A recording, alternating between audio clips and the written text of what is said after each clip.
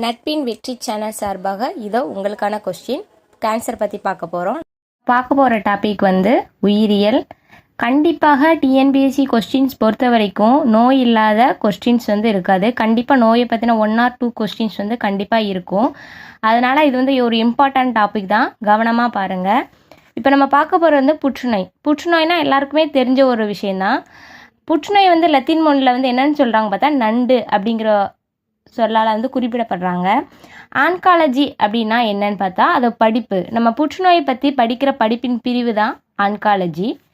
இப்போ கட்டின்னு சொல்கிறோம்ல, கேன்சர்னாலே கட்டி தான், ஓகேவா? இப்போ கட்டிங்கிறது வந்து நியோபிளாசம். கட்டினா என்னது? நியோபிளாசம், சரியா? இப்போ வந்து புற்றுநோயில் வந்து 4 டைப்ஸ் இருக்குது. அதில் வந்து ஒன்று மெட்டாசிஸ். மெட்டாசிஸ்னால் ஒரு உறுப்பில் இருந்து மற்றொரு உறுப்பிற்கு பரவுதல்.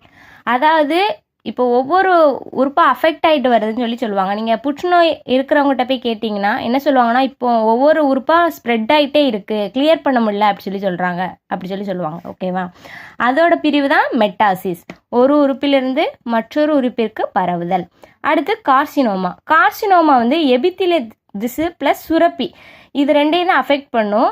நம்ம எந்தெந்த உறுப்பெல்லாம் பாதிக்குன்னு பார்த்தா நம்ம ஸ்கின் கேன்சர் சொல்லுவாங்கல்ல, ஸ்கின்னு, அப்புறம் நுரையீரல், அதுக்கப்புறம் வயிறு, இதை பாதிக்கிறதுக்கு பேர் தான் கார்சினோமா.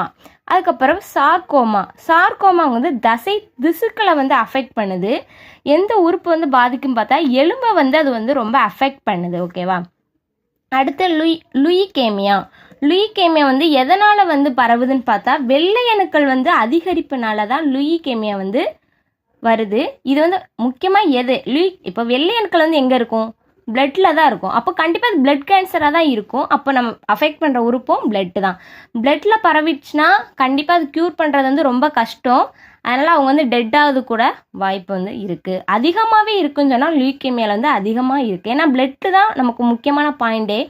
பிளட்டில் வந்து வந்துருச்சுனாலே அது வந்து அஃபெக்ட் பண்ணிடும். க்யூர் பண்ணுறது ரொம்ப கஷ்டம், ஓகேவா?